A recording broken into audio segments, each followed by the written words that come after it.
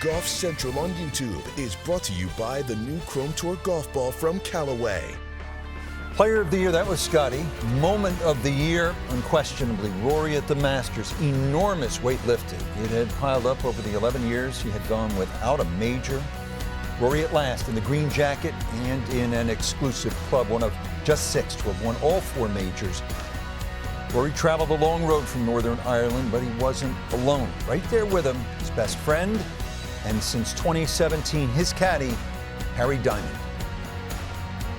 Rory, you and Harry grew up together in a tiny town playing childhood games together. What does it feel like to have him standing beside you today when you achieved that childhood dream? Amen.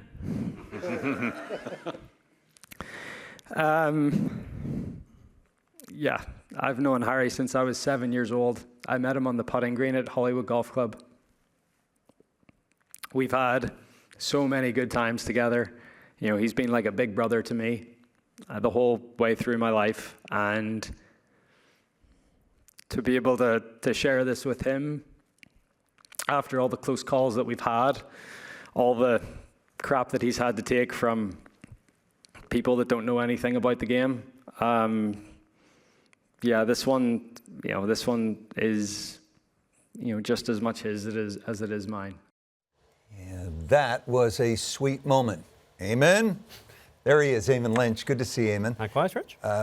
You're from Northern Ireland, like Rory. How did that strike you, that week, that moment, Rory winning the Masters? Well, the reason I asked that question of Rory was that I thought it was important that Harry Diamond get his due in all of this, because we'd had, as Rory just pointed out there, we'd had at that point 8 years of armchair analysts saying that Harry Diamond was the problem, that Harry was the reason why Rory hadn't won majors, that Harry was not making the right calls at the right times, which is nonsense because it's based on the assumption that Rory McIlroy is willing to be overruled by anyone, which actually isn't the case at all. And I didn't expect him to get as wobbly at that moment as that was the wobbliest he'd been since the third shot on 13 earlier that afternoon.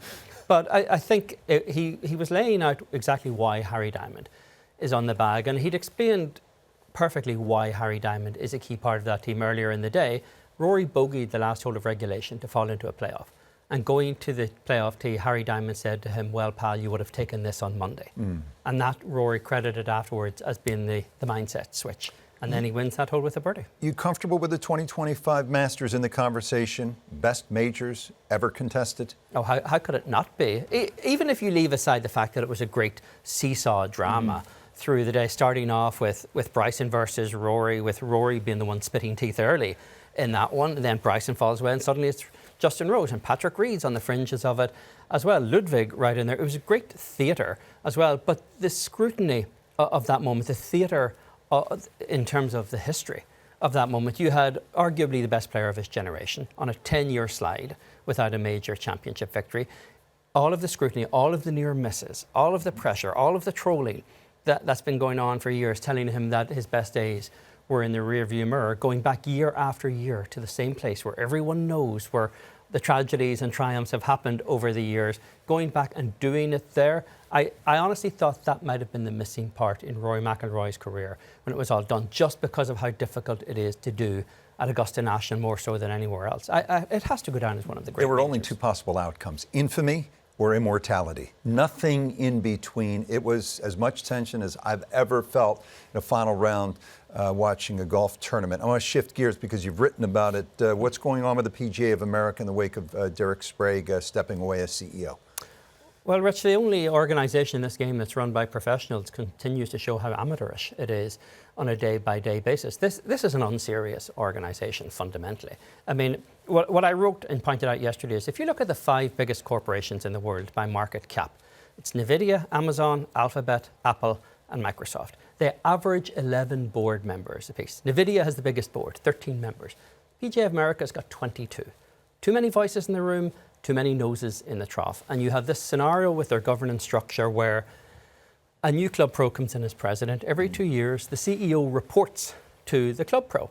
The club pro wants to shift priorities. They want to shift strategies. They want to engineer some kind of relevance for themselves beyond their term in office. And it's not a recipe for success. And the C-suite of this organisation has basically been cleared out over the last couple of months. Everyone has gone, most of them by their own choice, including by Derek Sprague. And their last CEO, Seth Waugh, former head of Deutsche Bank Americas, he had business chops. He quit in 2024 because he was weary of the nonsense around the governance structure.